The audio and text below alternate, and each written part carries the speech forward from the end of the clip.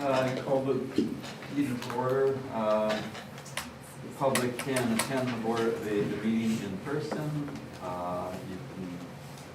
The meeting is streamed on the library's YouTube channel, and a recording is made available after the meeting at the city's website. Community members are invited to address the board during this time. Do we have anybody from the community that would like to speak?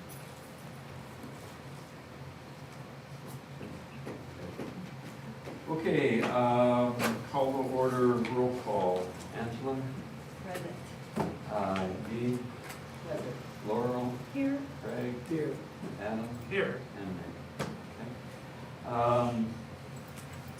Can I have a motion to approve the agenda of the last meeting? So moved. Was Oh, the there- agenda for this meeting. I'm sorry. Yeah. Yeah, well, I'm thinking of the minutes. The agenda for this meeting, yes. So moved. Second. It's been moved and seconded. All in favor, say aye. Aye. Opposed? Okay, updates and reports from committees. The Library Foundation. Hi, I'm Wendy Cardozo, I'm the Executive Director of the Library Foundation. Thank you for excusing my absence for the last couple of meetings. I am a graduate, I'm ready to leave now, so hopefully I Thank you. So thank you also for everybody who participated in a Library Week. It was really fun to see all of these graphics across Facebook, and some people took the time to like and comment, and that helps a lot too. We were able to raise $3,505 with 16 Facebook fundraisers. You see we got over 400 views and over 200 engagements and 114 donations. Members of this board that helped us were Angela, Craig, and Teresa. They all had their own fundraising page, and Teresa matched her donations, which was really nice. And a little shout out to Kim Edson, who raised $845. So she was our top fundraiser. It was a really fun event, and don't worry, we won't do this again next year. We want to keep things moving and different, and it was just fun to see people putting it on their feet and getting support. Wanted to let you know that our foundation unanimously voted to approve sponsoring an all-staff training lunch on October 3rd to show our appreciation for the amazing staff. We are working on getting sponsors for Summer Sprouts, was just kind of our summer campaign to raise funds with business partners. We do have Mayo Clinic, Carl and Verna Schmidt Foundation, and Ultra Federal Credit Union as sponsors so far. I'm hoping to get a few more in. If anybody has a business that you'd like us to send the ask letter out, telling what we've done in the past and what we're doing, we'd love to do that. And we have set dates for our holiday shopping auction and our WIT at the library, which is 12525, and it's a French theme. So you'll be hearing more about that in the coming meetings. Thank you so much. Ask me any questions you have. All right, thank you. Friends? Hi, I'm Val Kalashewski, and I would like to introduce Pat Valdez is our recipient of this year's scholarship that the Friends has started back in 2019. Pat will be attending RCTC to study graphic design, and their essay highlighted the warm, welcoming, and caring environment created by the amazing library staff, which reduced their anxiety of being new to the state, new to the library, and new to using their chosen name for the first time in the workplace. We are proud to be supporting Pat's ongoing education. And Pat, do you have anything you would like to say to the board, especially about being a shelver? Yeah, obviously, oh my gosh, the first thing about being a shelver, the new AMH. I heard so much about how much faster it is. I only started being trained on it now, and they were, all of my fellow shelvers, oh my gosh, yes, it's so much faster and so much better than the old one. And I'm like, I know, because I've heard the things that come out of the AMH. And honestly, just wanted to say, like, the scholarship is going to be like big relief. To me personally, it's just another way that the library gives back to its community and especially its employees.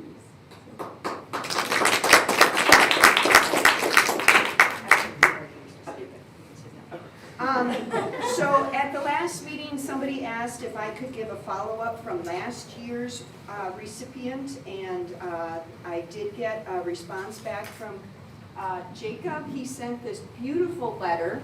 I won't read everything, but Jacob is an early morning custodian who was going to the RCTC Facilities and Service Technology Program. He passed a certification exam over the last year, and since August, through the program at RCTC, he got an internship where he's working part-time in maintenance at the Civic Center, while he also continues to work here as an early morning custodian. He graduated about a week ago, and he's got another licensing exam coming up. He will continue to work here and at the Civic Center until the end of June, and then unfortunately we are losing him to the cities. He's moving up there. His wife got a new job up there. He's got a lead on a few promising jobs up there, and they're expecting their third child later this year, so quite a few changes, and he expressed his appreciation. He said that not only is the financial support extremely appreciated, but many times over the last year, he's been motivated by the fact that we chose to support him in his education. So that is, any questions on the scholarship program? So that's $1,000 that we give out once a year. Just to highlight, we are going to be selling button bargains, or bargain buttons, in the store. I have some tonight if anybody wants to buy one after. It's $5 cash. Otherwise, they'll start selling them after Memorial Day weekend in the store. There are some things throughout town that the button works through the whole month of June, not just Rochester Fest week. And then we're having an auditorium sale during Rochester Fest. The store is having a kickoff to summer reading sale between Memorial Day and that following weekend, so Tuesday through Saturday, right after Memorial Day, all books in the store, all kids' books in the store will be half price to kick off to summer reading. I think that's all I had. Any questions? Okay, thank you. I see there is no, I've heard from Therese, there is no cell phone report. 5D, the Planning Committee update. As you all know, the RFP was passed at the last board meeting, and now we have a series of dates and deadlines. The deadline for the consulting firms to submit their applications is in May 17, which is this Friday. We had an in-person and online orientation. When was that? That was what, 2 or 3 weeks ago? Yeah, it was about 10 days after the RFP went out. Yeah. Yeah. Okay. So we're just, have you gotten many proposals or some? So we have gotten one delivered as of now, but again, they're not due until 5 o'clock on Friday. We very much expect that we will have more than one. We've had several firms come out and do tours, so Ken's been doing lots of tours this last couple of weeks, and from near and far. So we really anticipate some good proposals to come in on Friday. So That's 5 o'clock. 5 p.m. Yes. And can I chime in for a second? Yeah. Going back to 5C, I wanted to mention that Olmsted County appointed me to the CELCO board. So I'll be serving on that board, and so if ever Teresa is unavailable to give an update, I can give that update as well. And that my orientation starts this month, and I'll probably start attending meetings in June. That's fantastic. Yeah. And then the next, let's see, the next updates are the selection committee will be picking up proposals and evaluation forms between May 20th to the 25th. Then we meet on May 28th to review the scores and actually select the finalists. And then we have interviews with the finalists June 10 and 11 and maybe 13th. The 12th, maybe, yes. I mean, Yep. 12th, yeah. So by the 12th, we hope to have a good idea of who will be bringing to the board at the next board meeting. And the questions and the agenda are still being worked, I mean, the schedule, we're still being worked on. Yeah. So that's pretty much where we are right now in this year. I don't think so. Any questions? Yeah, yeah, it's very exciting. It's been great meeting the folks that. Okay, moving on to 6A through D, which these four items can be voted on in the block. Can I have a motion to do so?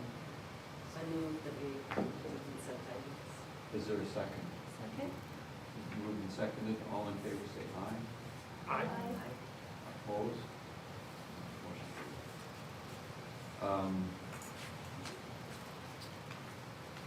7A, collection development policy. Yes. So,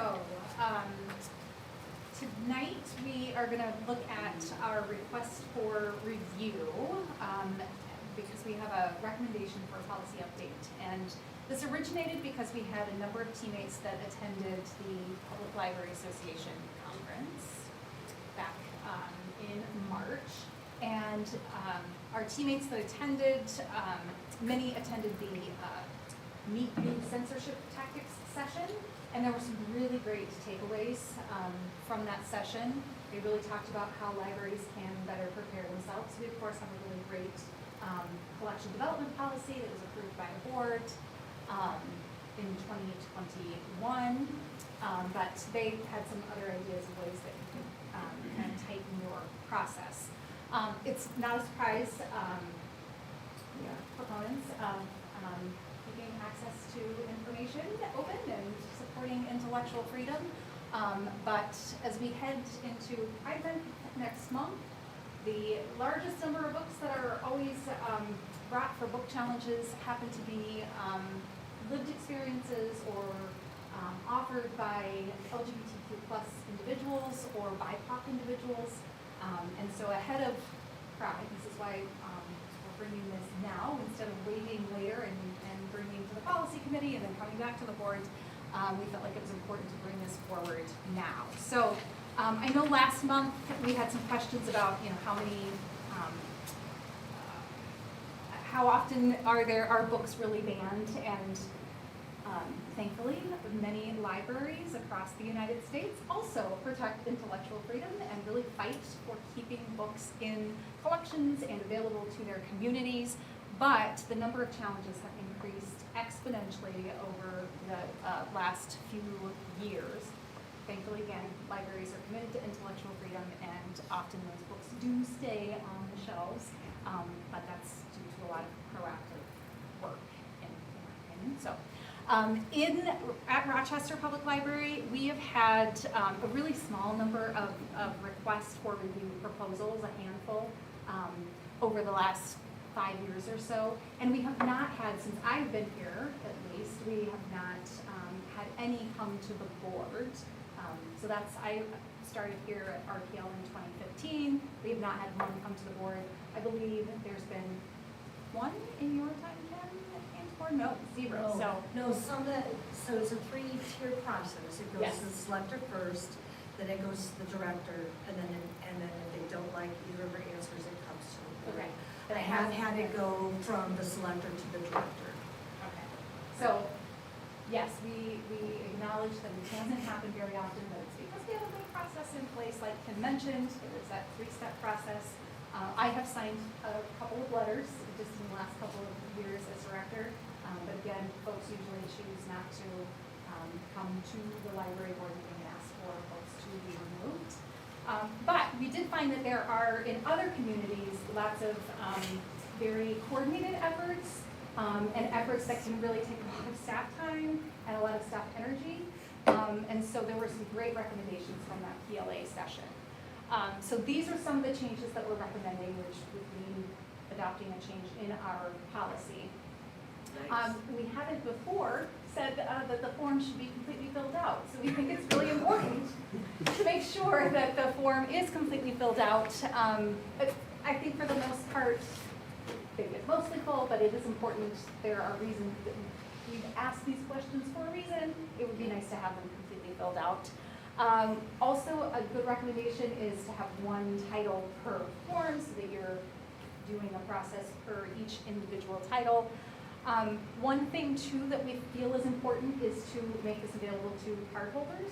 We have really low bar. We've removed as many barriers as we can for folks to obtain a library card. If you are a Minnesota resident, you can come in and get an RTL card. It's pretty easy. If there are struggles even obtaining a proof of address, you can get a temporary card. So we do remove a lot of barriers for folks to get a library card. But something Well, that's we what want happened in Douglas County. It wasn't even Yes. community members that were challenging materials. Yeah, so we feel like it's important to add that information, and also limiting the number of requests per year. As it stands now, you could have 1,000 requests, so setting some kind of limits for folks. We have not had someone, I think it's safe to say we haven't had somebody with 5 or more requests. This is a Recently. Yeah. Is 5 what was recommended? I mean, is 5 what you heard in the, There's a lot of variety out Yeah. there, 3 to 5. I mean, it's a reasonable number, I'm just Yeah. curious if that's what. We're trying to address the coordinated efforts where Yes. a large group of people come. Exactly. 5 could still overwhelm us. Yeah, I know there are some that have done for 3, and this is new, so it is something that library boards are looking at across the country. For having absolutely no limits is definitely something that we want to be proactive and not leave that flag open for, again, we wouldn't have staff time and energy each time we were responding to a request. It does take a lot of taxpayer-funded hours of our staff time, and it really is challenging for staff to, could potentially be challenging for staff to keep up if there were hundreds of requests coming in every month. And we're also, one of the other suggestions they had was to only re-review, not be reviewing the same titles over and over again once it's reviewed. At least have some kind of period in there until it's reviewed again. And 3 years was one of the recommendations. that's a super smart one, because then you can't get those every month someone else is review. Yeah, and there are many titles that appear multiple times on the list that are selected titles that folks would like to challenge That they're return. So, So in terms of process, does a policy like this get reviewed by the city attorney at any point? so he does review our policies before they get approved, yes. Okay. Yeah. Has this proposal been reviewed, or does that happen after the library board votes? Something like a lawyer. We did not have him review. That is a very, very good point that we normally do have our city attorney review, and it would be worth having our city attorney review. Before. Somewhat of a related question, did you consider alternative mechanisms for limiting the number of requests from a single card holder? Like, for example, instead of a numerical limit, like cutting someone off if they have demonstrated that they are acting in bad faith, for example. I think the challenge there is that's up for interpretation. Sure. Whereas Subjective. a number is a number and easy to apply apply equitably, fairly to all cardholders, and give them that opportunity to have up to 5, and not place the burden on staff to deem what is reasonable or unreasonable. I think that could be problematic. These recommendations went through ALA's lawyers Yeah. and their people that specialize in this, so these have been vetted by an attorney, just not our city attorney yet. But Michael say yes. Can I ask, and I'm not necessarily opposed to it, why would you reevaluate? Why would you re-review once a decision's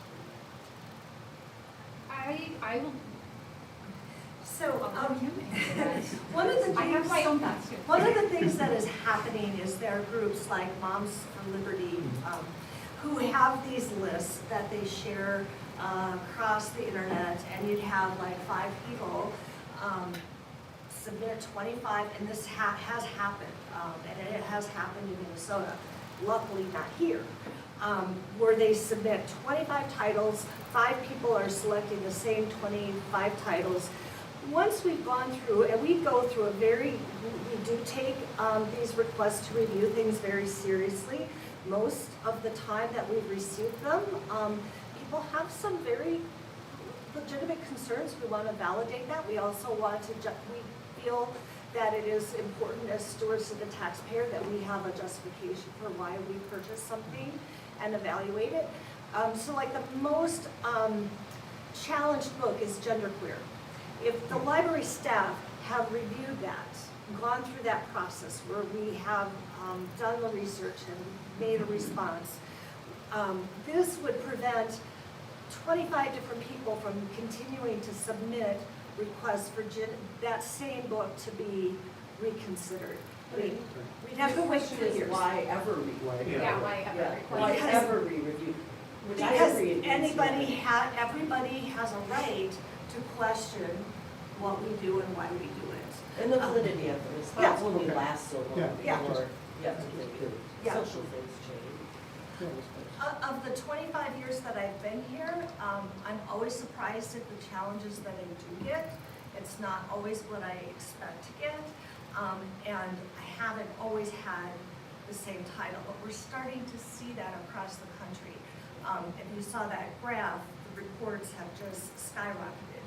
Osseo Public School system got 10 challenges in one day, and their process is even more extensive than ours, and it crippled their ability to do their work in serving students because they were spending a lot of time responding to these, and some places have been getting challenges for the same thing over and over and over. Thanks. So since it is harder for a policy to become stricter than looser, I'm curious about reversing the 5 and the 3 to put even stronger guidelines around this practice of organized book banning for the sake of staff time and staff social and emotional safety. What are the thoughts there? You know, I will be honest, I think my concern is there are 2 important rights at issue, right? There's one, the right to free access of information, which is absolutely critical. But there's also the right to petition. And the arbitrariness of that 5 number doesn't sit especially well with me, because what we're worried about is the bad faith, right? We're worried about the coordinated effort, which seems to be addressed by, we're not going to re-review for, I think 5 years is a good time frame, right? We could increase that number. But if somebody had a good faith concern about 6 books, why wouldn't they be allowed to raise 6 good faith challenges? Even if the result is, we're going to keep all 6 of those books, which I fully anticipate would be the answer. But getting back to that right to at least ask the question and get that response, knowing that nobody else could raise that same concern for 5 years. Which you balance against how burdensome it is. Yeah, no, I mean, it's obviously, it's an important concern. Was 5 a frequent average that other public libraries were using? You know? I mean, did that number come because, well, that's kind of a baseline that a lot of libraries are using, or no? It was It's trying to stem the tide of spending all the time. We are very. Oh, I understand, but there's not a fortunate in this- particular, This is a new standard. concept. This is No, a new, I know that. a new concept, yeah. because these lists are circulating and all it takes is one group of citizens, to inundate the library with lots of challenges, for, materials that they may not even, I just wonder how you answer the question, why 5? Like 4 would be once a quarter, right? Or 6 would be once every other month. I'm just wondering how you answer the question. You could even How say did you land once on per 5? quarter. You could say once per quarter, but I don't know, I'm just throwing out that's kind of why I was asking where did the 5 come from earlier, but in my, it's cool. in my experience here, Yeah, the most challenges I've ever had were from one person who challenged a DVD in particular every other month. It was a different DVD every other month, and I think he got to 6. And that's the most that I've ever seen from one person. How often is this reviewed? This policy, Yeah. the last time it was reviewed, it was in July 2025. but One it way could of be going- reviewed if the board asked, right? Or if staff needed. Yeah. Policies are on generally a 2 to 3 year schedule, but not always. And we're working to pull our policy committee together. I mean, if there's issues about these particular numbers, we could try it for a year and then come back and review it to see if anything had been of any particular problem. Because, I mean, we could change it to 6 or 7 or whatever, and we still don't know for Yeah. sure if it was a problem or not, or if it worked out okay. And if it's never happened, chances are. Right. probably not. You know, I mean, but tomorrow's tomorrow, Yeah. you know? I wonder, before we start to talk about the changes, I wonder what's our standard process to reply to those people who raise their concerns? Do we have a timeline for them, and what's that look like? Because I feel the purpose for us to change the policy is not to avoid people to raise their concerns. But at the same time, we need to do the balance. So I wonder what's our response to them if they have the idea of, if they raise the concerns about the book review. Another issue is that if someone already talked about book A, and then do we have a published webpage or somewhere so that people know this book has been reviewed, so that I won't raise the same concern, which is also another way to reduce the workload for the staff. So I wonder what's the response if That's a good question. We do not have a specific timeline with which we need to respond. Some libraries and some school districts have had that. It's gotten them in a little bit of trouble because of the volume that they're getting, they can't manage. That hasn't been an issue for us. But we try to respond to them very timely. The thing is how they come to the selector. Sometimes it might be a conversation at the desk. They fill out the form, it gets to the selector, and I try to do it within two days, 3 days most. But again, you know, I might be on vacation when something comes in, and if we have a 2-day requirement, that could be tricky to get a response.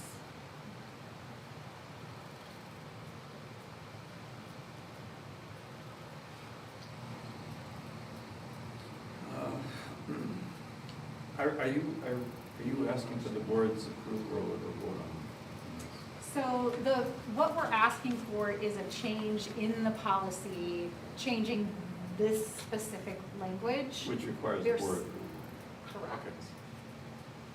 Like So I would today. move that we accept the changes, even if it's for a trial period. Okay, we could make a motion to approve and to revisit it in a year. Yeah. Maybe with the option of revisiting. The option to revisit, It may not be necessary. that's my motion. Okay, can you restate that motion? Yeah. As best you can. Yes. So I move that we accept the changes to the policy with the option that we review again in one week. Is there a second to that motion? I will second it. I think this is a reasonable thing. And then in a year, let's see. Moved and seconded, any other discussion? I would feel, I'd like to see it a more protective policy, but I can accept the board consensus too. So in terms of protective, what would you Like swap with them. consider? Yeah, swapping the numbers, or at least Oh. turning that 3 into a 5. Okay, but are you okay with just revisiting it in a year to see if there are any problems? Yep. as a matter of procedure, I would suggest getting city attorney review before we adopt. Could I we forgot amend about the that. policy to say pending approval by the city attorney? We just amend the motion to say. Amend the motion. Subject to city attorney review. Yeah. Okay, is that all right? The second to be amended. Second? We okay? Getting pretty good at this parliamentary stuff. All in favor of the motion as amended, say aye. Opposed? Motion carried. All right, moving on to the library marketing communications. All right, Jeremiah is here to go over the marketing and communications plan for the library. Yes, so as you can see, basically took a different approach, pulling out 5 main kind of marketing communication objectives and then multiple goals that support each objective. So really, I guess it would be if there's any questions, I'm happy to answer them. These are pretty top level just because of all the tactics involved, but happy to go over anything if somebody has some questions.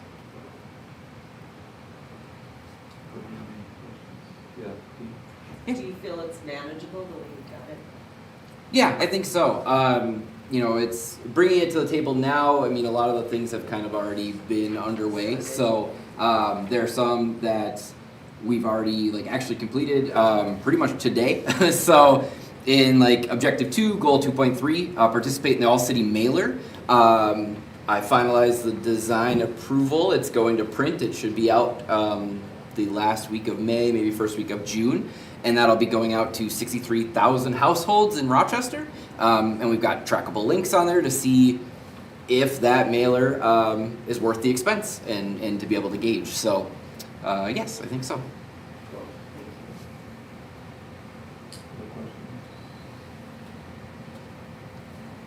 Well, I made some notes on goal 2.3.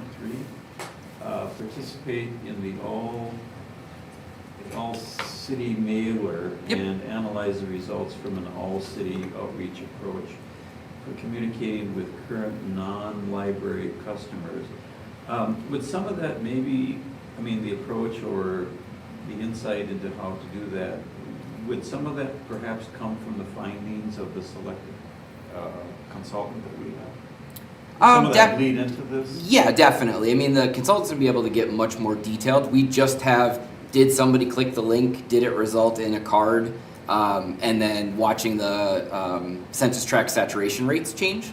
So I've got some data that we can infer success, but the library study itself will have actual data that is directed towards those specific areas, as we hope, and can answer that question a little bit better.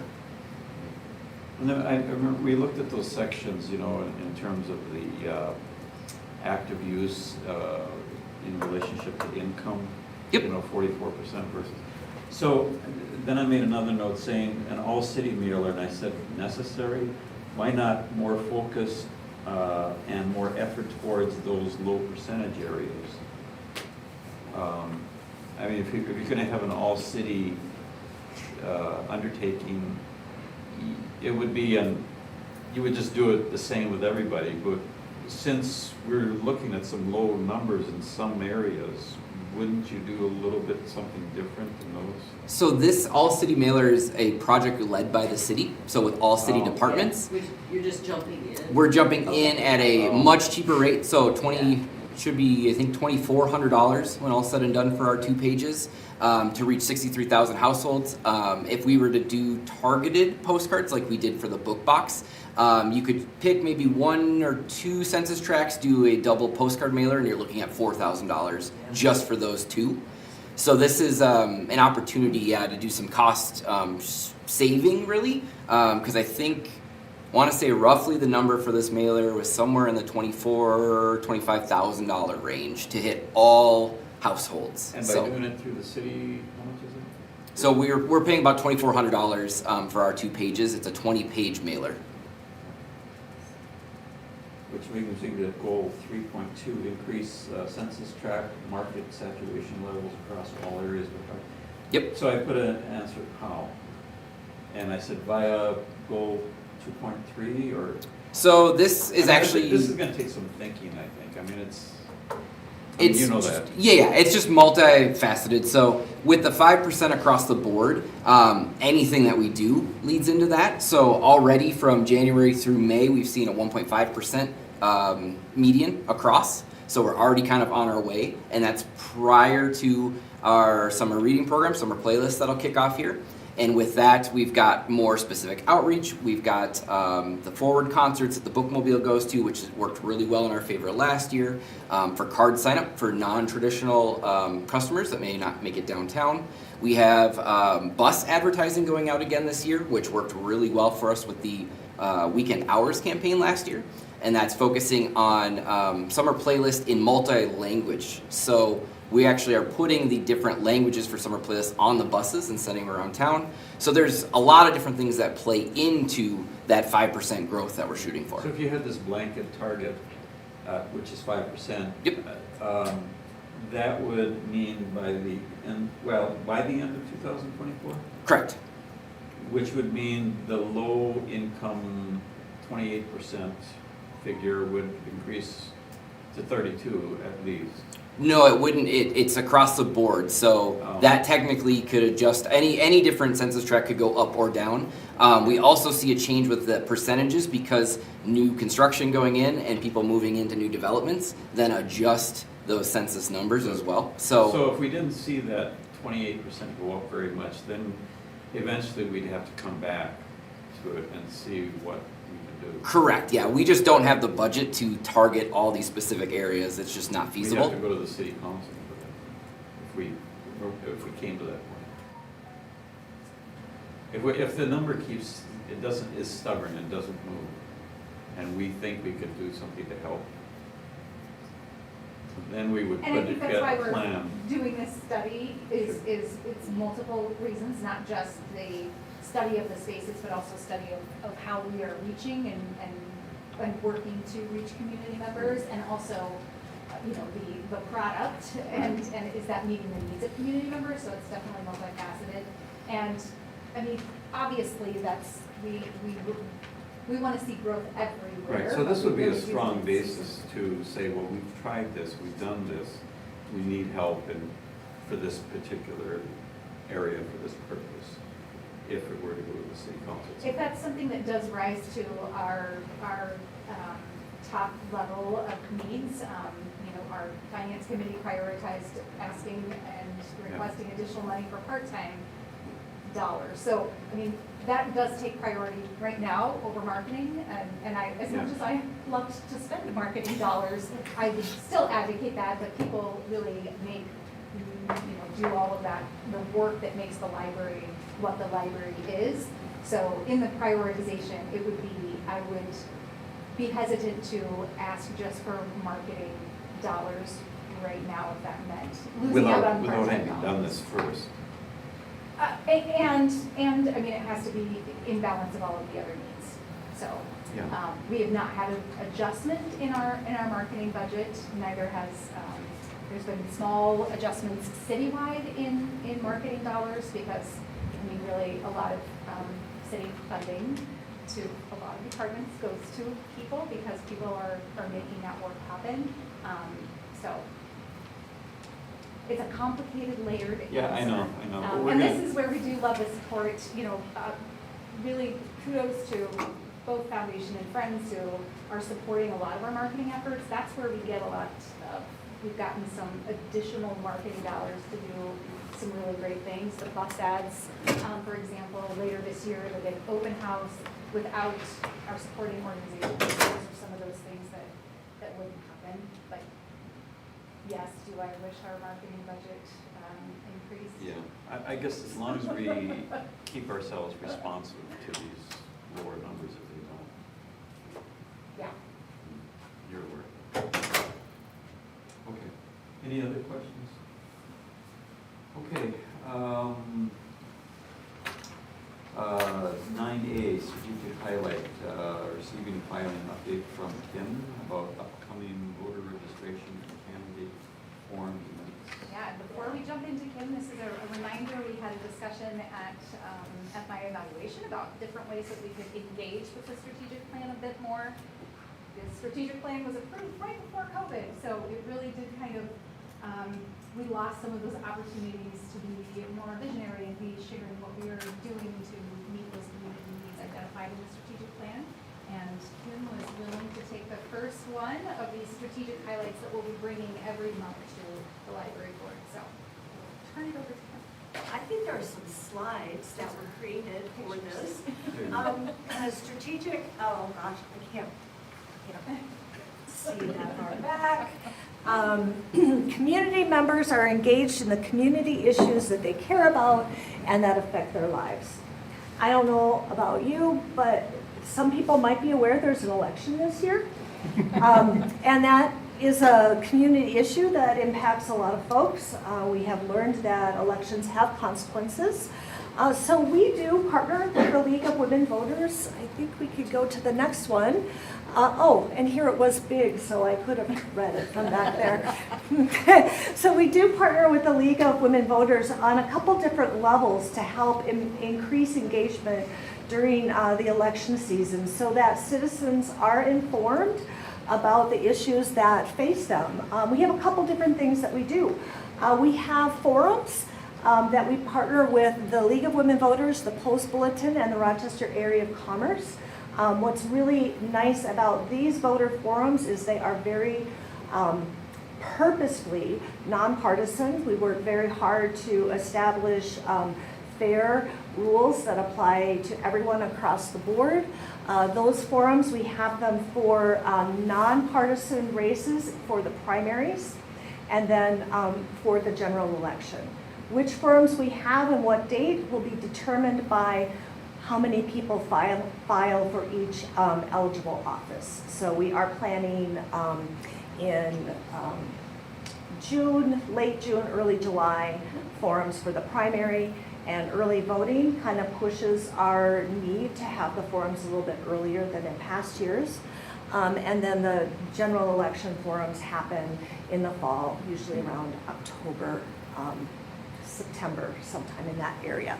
The other thing that we are focusing on is the thing about our forums too, we have continued to increase engagement with those forums. Having the ability to live stream those forums has reach outside of the building. And Karen mentioned that this happened, this update to the strategic plan happened during the pandemic. We still held the forums in a COVID-safe way at the library, and we live streamed them to the community. We had hundreds of views, which we've never had before, and now our capacity is even bigger. We have a very strong online following as well as an in-person following post-pandemic. And the next one, we have a National Voter Registration Day on September 17th. We have partnered with the League of Women Voters to have voter registration. We will have it where the display is, entering the youth area. On that day, we'll have a table. The other thing that the library does, and this is something that Sarah's team does in the reference area, we highlight a variety of resources, highlight the voter registration link to the Secretary of State and other Vote 411, other ways that people can learn about the issues and the candidates that are impacting them. We're going to have a busy summer and fall. Any questions about that community engagement piece? Thank you for doing it. Thank you. Very cool. Let's see, board calendar. Yep, so these are just some of the upcoming meetings that we have. I know Nick already mentioned that we have our planning meeting on the 28th of May, and then other interview team meetings that will be happening. Our executive team is also having a committee meeting at the early part of next month, and we are working to get our policy committee scheduled as well. A reminder, next month's meeting will not be the third Wednesday of the month because it's Juneteenth and we will be closed. It will instead be the following week on June 26th. So don't show up here. Or do Nobody what will be here like this. But please do show up the following week. And a reminder that was board approved many months ago. So, any questions about upcoming events? Thank you. Okay, are there any questions? Can I have a motion to adjourn? So moved. Is there a second? Second? Moved and seconded, all in favor, say aye. Aye. Opposed?